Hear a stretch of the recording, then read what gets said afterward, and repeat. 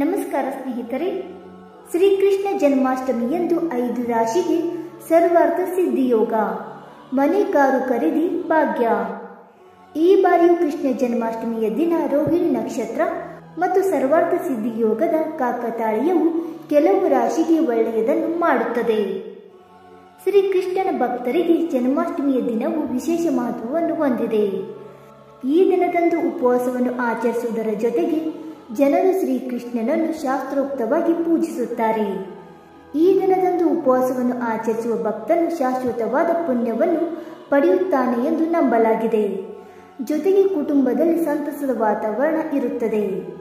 ಈ ವರ್ಷ ಕೃಷ್ಣ ಜನ್ಮಾಷ್ಟಮಿಯ ದಿನದಂದು ಯಾವ 3 ಯೋಗಗಳು ರೂಪುಗೊಳ್ಳುತ್ತವೆ ಮತ್ತು ಯಾವ ರಾಶಿಯವರಿಗೆ ಇದರಿಂದ ಹೆಚ್ಚಿನ ಲಾಭಗಳು ಸಿಗುತ್ತವೆ ಎಂಬುದನ್ನು ತಿಳಿದುಕೊಳ್ಳೋಣ.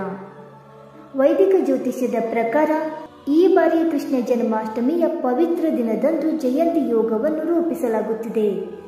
ಇದಲ್ಲದೆ ಈ ದಿನ ರೋಹಿಣಿ ನಕ್ಷತ್ರ ಮತ್ತು ಸರ್ವಾರ್ಥ ಸಿದ್ಧಿ ಯೋಗದ ಕಾಕತಾಳೀಯವೂ ಇದೆ.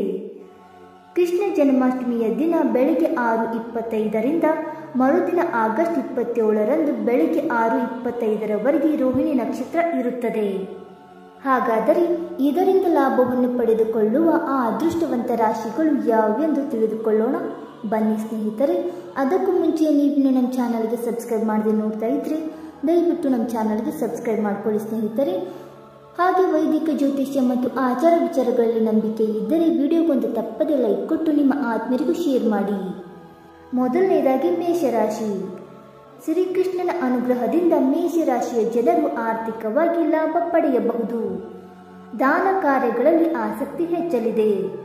ಉದ್ಯೋಗಿಗಳಿಗೆ ಉತ್ತಮ ಕಂಪನಿಯಿಂದ ಉದ್ಯೋಗದ ಪ್ರಸ್ತಾಪವನ್ನು ಪಡೆಯಬಹುದು ಮತ್ತು ವ್ಯಾಪಾರಸ್ಥರು ಉತ್ತಮ ಲಾಭ ಗಳಿಸಬಹುದು.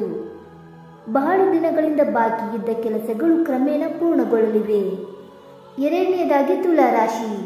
ತುಲಾರಾಶಿಯ ಜನರು ಸರ್ಕಾರದ ಯೋಜನೆಗಳ ಲಾಭವನ್ನು ಪಡೆಯಬಹುದು. ಕೌಟುಂಬಿಕ ಜೀವನ ಉತ್ತಮವಾಗಿರುತ್ತದೆ. ಕುಟುಂಬ ಸದಸ್ಯರ ನಡುವೆ ಪ್ರೀತಿ ಉಳಿಯುತ್ತದೆ ಮತ್ತು ಹೂಡಿಕೆಯಿಂದ ಉತ್ತಮ ಲಾಭ ಪಡೆಯಬಹುದು. ಮೂರನೆಯದಾಗಿ ಸಿಂಹರಾಶಿ. ಸಿಂಹರಾಶಿಗೆ ಚಿಕ್ಕ ಮಕ್ಕಳೊಂದಿಗೆ ಮೋಜು ಮಸ್ತಿ ಇರುತ್ತದೆ. ನೀವು ಧಾರ್ಮಿಕ ಚಟುವಟಿಕೆಗಳಲ್ಲಿ ಭಾಗವಹಿಸುವ ಅವಕಾಶವನ್ನು ಕೂಡ ಪಡೆಯುತ್ತೀರಿ. ಇದರಿಂದ ನೀವು ಮಾನಸಿಕ ಶಾಂತಿಯನ್ನು ಪಡೆಯುತ್ತೀರಿ. ಉದ್ಯಮಿಗಳು ದೀರ್ಘಕಾಲದಿಂದ ಕೆಲಸ ಮಾಡುತ್ತಿರುವ ಯೋಜನೆಯಲ್ಲಿ ಯಶಸ್ಸನ್ನು ಪಡೆಯಬಹುದು. ನಾಲ್ಕನೆಯದಾಗಿ ಕನ್ಯಾ ರಾಶಿ. ಕನ್ಯಾ ರಾಶಿಯವರು ಅದೃಷ್ಟದ ಸಂಪೂರ್ಣ ಬೆಂಬಲವನ್ನು ಪಡೆಯುತ್ತೀರಿ. ಇದರಿಂದಾಗಿ ನೀವು ಸಂಪತ್ತನ್ನು ಪಡೆಯಬಹುದು ಮತ್ತು ವ್ಯಾಪಾರದಲ್ಲಿ ಪ್ರಗತಿ ಕಂಡುಬರಲಿದೆ.